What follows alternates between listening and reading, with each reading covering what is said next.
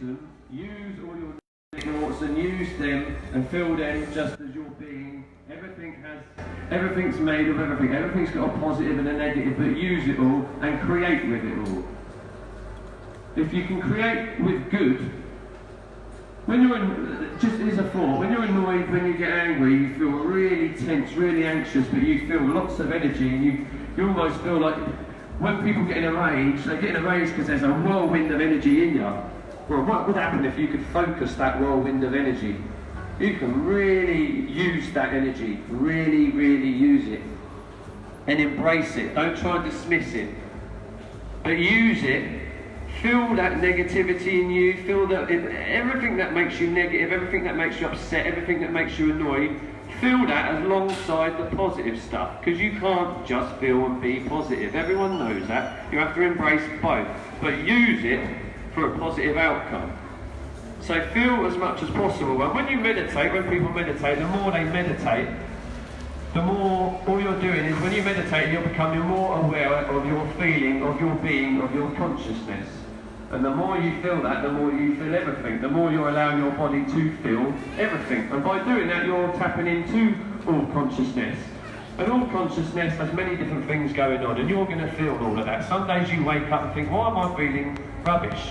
Because you're connected to everything in life, and sometimes you feel that. And the more you meditate, the more you become aware of consciousness and being, the more you're connected and feeling everything. But we need to feel it, and we need to hold it and give it space, and then we can use it. So feel everything in your entire being, especially the negative stuff. Feel it, let your body feel it as a whole, and whilst doing so, let your intuition, which gives you all your thoughts, your intuition which gives you all your visions, all your ideals, all your dreams, but not from the head, from a place in your heart. Picture these things, visualise them, and then see them and feed that visual representation with all that energy in you, with all that rage, and use it. Because if we don't use it, it's just out there hanging around in the ether, where some depressed person picks up on it, uses it to create more problems or do some insidious act. This is a problem when people don't engage and feel and use that negative energy. When you just try to create love alone and positivity alone, you're separating oneness into duality. And when you concentrate on just one side of the coin, you're also strengthening and invigorating the other side. You imagine the two together, you've got negative, you've got positive, yin and yang. That's life. They're together, they're in balance. But when you just try and focus on one and repress the other, you separate them. This is the nature of duality. So you can create as much love and light and positivity as possible, but by doing that, you're also creating the opposite. Maybe not with you, but somewhere in the collective consciousness of the world, everything's connected. So you, by focusing on the signature energy of one aspect of life, you're strengthening the other side. Therefore, you're seeing in the planet at the moment loads of people very positive, loads of people doing lots of good stuff, lots of meditation, lots of brilliant things. But at the same time, they're also invigorating the polar opposite, which is there's lots of stabbings going on, lots of insidiousness, lots of schizophrenia, because people are trying to separate them.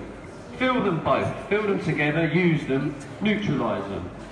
You don't have complete excitement, and then you don't have a complete drop that comes with the excitement. You just have this nice joyousness, which is in the heart. There's a difference. And it's important that we do this because we can't get away from it. Even if you want to sit here now and you're not interested in what I'm on about or what anyone's on about, if you don't believe in it, it's still going to affect you anyway. Either way, you're hypnotising people, you're being hypnotised, you're life coaching, everyone's coaching. It will either be negative, positive or whatever it is. We're all using people, we're all manipulating people, we're all some sort of energy vampire where we're trying to suck things from other people because we can't feel content in ourselves. And at the moment on this planet, there's a rising magnetic energy. Every now and again there's these fluctuations, there's these cycles. There's a man called, it's either Greg Braden or Greg Barden. Greg Braden. Greg Braden. Yeah. And this bloke, he dips his foot in both worlds. He dips his feet into complementary stuff, into holistic stuff, and he's also into his metaphysical science, and he's it's mainstream and alternative. And he was looking at about these scientists. They had some satellites out that they take an account of what's going on with the electromagnetic energy of the planet. And they found out that there's a peak that happened in I can't remember the date, but they worked it out and they said there was a peak of electromagnetic energy. And this peak of electromagnetic energy happened at the time of 9/11. When 9/11 happened, that was obviously, everyone knows that it's not even a conspiracy. You can see that there was something happened. Whoever done it for a negative reason. But due to the amount of people all over the world who are in shock and their heart opened in shock and in care, that actually raised the electromagnetic energy of the planet. So I'm going off the point a bit. Also, the same man, Greg Braden, have I got it right, Lauren? Yeah, you have. He's found out with a load of other scientists, they took a great big tube of ice out of the ground, and this tube of ice is showing the same cycles every few thousand years. So every now and again we get this raise in solar energy, and solar magnetic energy is life force. It's that invigorating electrical life force in us, and the more that raises, the more solar flares are hitting this planet, the more it invigorates and heightens everything, whether that be negative or positive. Willow. It'd be great if we could invigorate. Sorry. Thank you, Willow. It'd be great if we could invigorate them both together rather than separate. So you're seeing, as much as there's a lot of war going on, everything's heightened. You're noticing a lot of good stuff going on. You're noticing a lot of community stuff going on. You're noticing a lot of war happening. You're noticing a lot of political stuff going on. A lot of economic stuff changing. These massive rises and falls. But also at the same time, there's lots of big changes, lots of shifts, lots of lots of new inventions, lots of new not new philosophies, but lots of brainstorming. This is because absolutely everything is heightened because of electromagnetic energy from the sun. So we're really in a time where we really do need to sit with ourselves and allow our intuition from our heart come through rather than the disimbalances in our head. And the disimbalances in our head come through when we're being too stimulated, when we're on phones too much, when we're on laptops too much, because it's that quick fix stimulation that's stimulating, I don't quite know the chemicals, but it's these quick fix stimuli which is used for marketing reasons. It's purely for marketing, for some rich dudes to make money who's in that side, into that aspect of life. But it's caused a bit of a problem where it's causing everyone to be all over the place because we all just want that quick fix. Only just talking to my daughters about it today, where not a lot of people are being imaginative enough or expressive enough because they ain't got time, because they want that quick fix that they're getting off their phone. So it's easy to pick up the phone and do that. But we're feeling, it's making us feel like we've lost something, we're feeling disconnected. And then we're putting that out there in the ether. We're putting that out there in the consciousness, and then everyone's feeling it, and we're all invigorating in and heightening the collective consciousness of this addiction. And if we all just sit and allow ourselves to sit and feel ourselves, like Jesus done, like Buddha done by the tree, we don't need to try and control anything. If we're ourselves, the same orchestrative source can work through all of us, and things can work a whole lot more easier. For example, you're a yoga teacher. You can go in, you can have yoga every day. You can do the same routine every day. But what if you were to go with what your body wanted? Consciousness pervades all time and space, everywhere. That same consciousness knows what you need, I need, he needs, she needs. And if we all listen to it within ourselves, that consciousness knows how you're going to affect everyone else and how they're going to affect everyone else. So if we all listen to it in ourselves, consciousness as a whole can run a whole lot smoothly through all of us. Things can happen a whole lot harmoniously. It makes sense. Your body knows what it needs.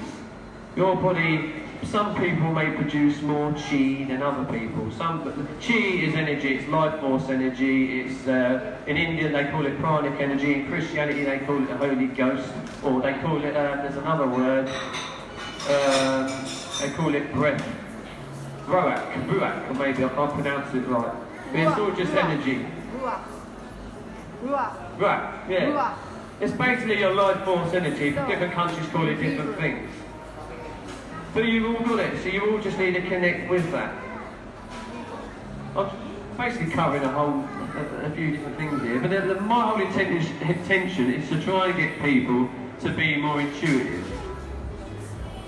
Either be sound, either through movement. Allow your body, when you sit there and just relax and you feel your body gives you what you need. You may need to shout, but there's nowhere we can go out and shout. A few years ago I was going through issues, I wanted to go out and scream. He said to me, I don't care. I did go out in the middle of the field and screamed. Yeah. And then this was at night, and then I'd done it again. And I turned around, had to laugh, because one of my neighbours was standing at the top of this hill, thinking who's this nutcase. But then you don't feel like you can do it, because if you do it, someone's going to think you're nuts, or some woman out walking their dog's going to think you're a crazy person. So we need somewhere where we can go and do that. The positivity centres where I invite people to come and do that, where you can release. Because first you need to release all your conditioning, you need to release all of your rubbish, you need to release all them blockages, that the stuff you keep in where I can't be myself, I've got to follow what everyone else does, but I feel this is what I really want to do, this is how I really want to dress, this is what I really want to do, I want to go out and dance, I want to be a ballet singer, but oh, my dad doesn't want me to do that, my dad, I need to do this masculine job, or a woman who, everyone's under pressure of what society tells them they need to do, but we're creating problems and blockages in us, and us being connected to everyone else consciously, we're creating problems in the collective consciousness, which is creating even more bigger problems and making us more and more stuck. Creating problems energetically, emotionally, and everything affects everything else. So I invite anyone who wants to lose their stresses, who wants to relax more, who wants to let go, who wants to feel more inspired, who wants to be themselves, who wants to be more creative, who wants to be more of themselves in order to give other people permission to be more of themselves. And when you're being yourselves, as I said, you let yourself through, you let your intuitive gifts through, because you're here for a reason. You know, think of like how many planets had to collide, smash and be destroyed in order for you to be here now. How many people had to meet up, make love, have babies, die in order for you to be here now. And that's how important and relevant you are to this life now. If you take you out of the picture, life cannot exist. It just can't. And you're here for a reason. So you might as well be you and that reason as much as possible. And that's not by following anything else, but following yourself. And by following yourself, you'll work in accordance with a higher consciousness that works through us all. If everyone listens to themselves, they'll all be still listening to that higher consciousness, energy, source that works through all of us. Because we all know that there's an energy in us, there's some sort of consciousness, there's a feeling, there's thoughts. Where do they come from? They all come from the same place because we all exist in the same place. Therefore, we all need to listen to ourselves. But in order to listen to ourselves, we need to get all the junk out of our head, the belief systems, the conditioning out of our heads. We need space to do that. At our Positivity Centre, we enable people the space to do that. Myself and other people help people do that. I don't teach people, I don't school people, all I do is try and act as a middleman to help coach people out of themselves. Give them space. Maybe a little bit of feedback, but try and let them be the ones who rule the show. The same with healing. The best way to heal someone is to slightly just leave the ball in their court. Let people feel. If I was to sit to you now, here's an experiment, for example, how much energy and healing energy have you got? Do you want to have a go? Just keep your hands just this far away from each other and concentrate on the feeling of aliveness in your hands.